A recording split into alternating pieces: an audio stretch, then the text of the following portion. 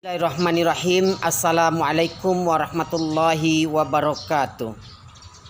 Apabila hidup hendakkan berkah, malu berbuat kerja menyalah. Apabila hidup hendak terpandang, malu mencerca mengaibkan orang. Apabila hidup hendak beroleh kemuliaan, aib dan malu jangan dibedahkan. Apabila hendak beroleh keberkahan, bersopan santun, sebarang kelakuan. Encik-encik, puan-puan dan tuan-tuan, kembali kita bersua dalam majlis literasi budaya Melayu, yang mana pada hari ini kita masih meneruskan bacaan kita, iaitu membaca sebuah buku yang berjudul Tunjuk Ajar Melayu dalam Gurindam, Pantun, Syair, Seloka dan Ungkapan. Yang mana pada hari ini kita telah pun sampai pada bab yang keempat dan pada bagian yang ke-12, iaitu tentang sifat malu. Berikut ini adalah ringkasannya. Sifat malu menjadi salah satu tonggak dari wujud kesantunan Melayu. Malu yang dimaksud ialah malu berbuat sesuatu yang menyalahi akidah agama.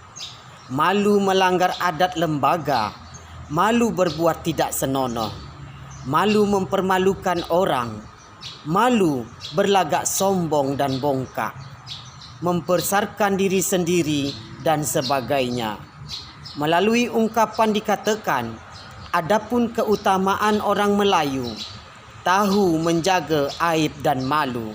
Selanjutnya diingatkan, apabila malu sudah tersingkap, yang aib sudah terdedah, hari yang terang terasa gelap, maruah jatuh, tuah pun lesap, hidup merana, mati pun susah. Supaya hidup beroleh berkat, aib dan malu harus diingat, supaya hidup dihormati orang, bertindak jangan sebarang-barang. Supaya hidup rukun dan damai,